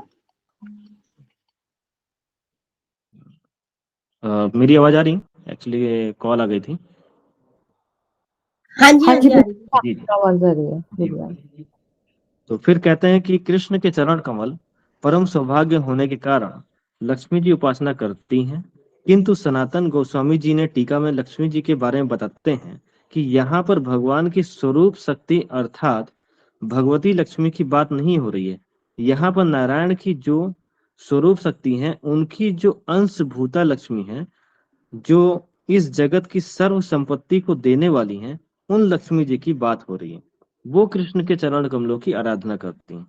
फिर तीसरे नंबर पे जो विश्लेषण करते हैं, फिर कृष्ण के चरण कमल परम पुरुषार्थ युक्त होने के कारण भक्तों के साथ साथ मुनि लोग भी कृष्ण के चरणों की आराधना करते हैं।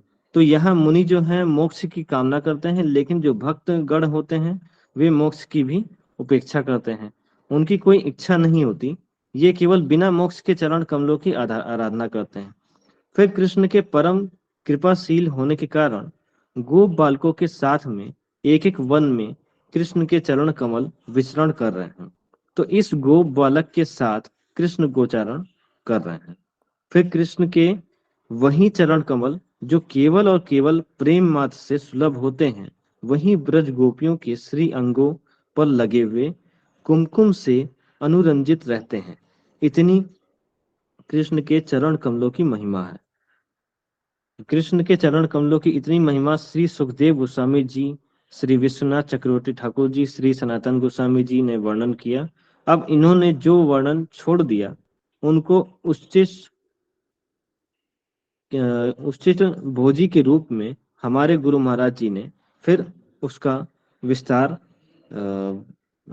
से वर्णन किया।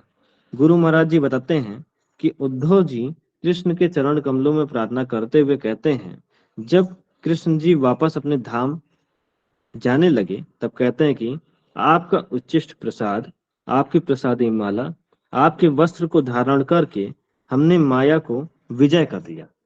तो कृष्ण की प्रसादी माला, प्रसाद वस्त्र को धारण करने की वजह से उद्धव जी की महिमा इन सब से भी अधिक हो गई, ऐसा गुरु महाराज जी बताते हैं। लेकिन ये महिमा ब्रज गोपियों के श्री अंगों पर लगे प्रसादी कुमकुम को धारण करने के कारण कृष्ण के चरणों की इतनी महिमा है।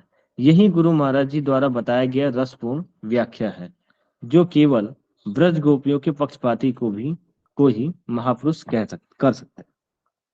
तो इससे हमें यह समझने को मिलता है कि कृष्ण के प्रसाद ग्रहण करने पर किसकी महिमा ज्यादा अधिक है, मेरी या प्रसाद की?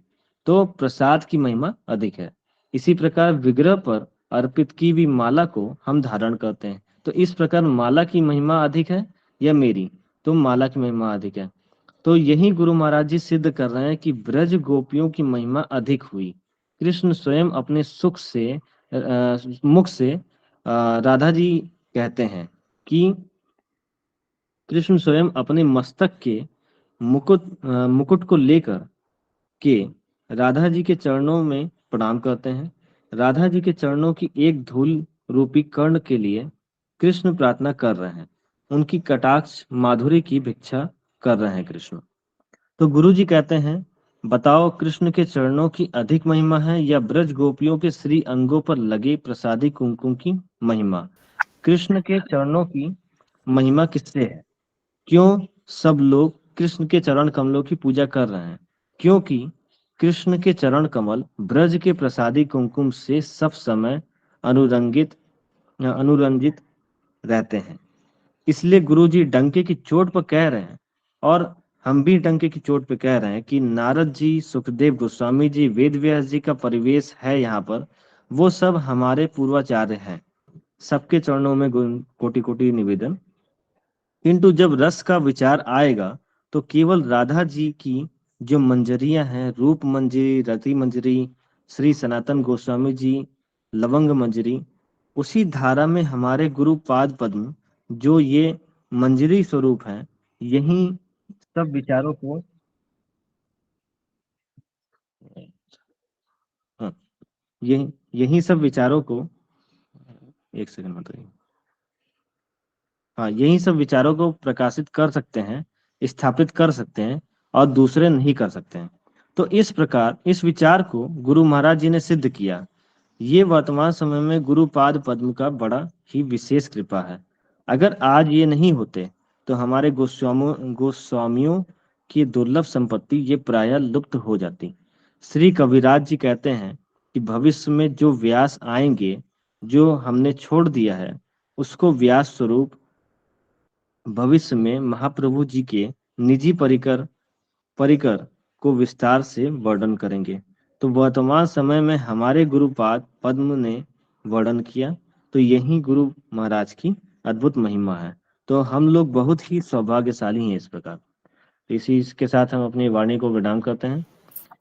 वांछा कल्पतरुभ्यश्च कृपा सिंधुभ्यो एव च पतितानां पावनेभ्यो वैष्णवभ्यो नमो नमः। हरे कृष्ण कृष्ण कृष्ण हरे हरे, हरे राम राम राम हरे हरे। निताई गौर प्रेमानंद हरि हरि बोल। Hare Krishna. Hare Krishna. Thank you so much प्रभु जी, आपने इतने अच्छे तरीके से हमें समझाया, बताया, ये हरि कथा सुनाए। क्या है ब्रज गोपियों की महिमा, क्या है हमारे गुरुपाद पद्मा की महिमा। Thank you so much. मैं आप सब स्पीकर्स को, जिन जिन ने आज हमें टाइम दिया, हमें इतनी मधुर भगवान की लीलाएं सुनाई, हमें वृंदावन से जोड़ा, सबको प्रणाम करती हूँ। आप सब वैष्णव को भी प्रणाम करती हूँ। टाइम और थोड़ा ज्यादा हो चुका है आज, क्षमा मांगती हूँ।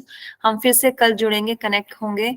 और वांछा कल्पतरुभ्यश्च कृपा सिंधुभ्येव च पतितानां पावनेभ्यो वैष्णवेभ्यो नमो नमः। हरे कृष्ण। आप सब दंडवत प्रणाम दीदी, दंडवत हरे प्रणाम। कृष्ण दीदी, धन्यवाद प्रणाम दीदी। हरे कृष्णा दीदी, धन्यवाद धन्यवाद प्रणाम। प्रणाम दीदी। हरे कृष्ण।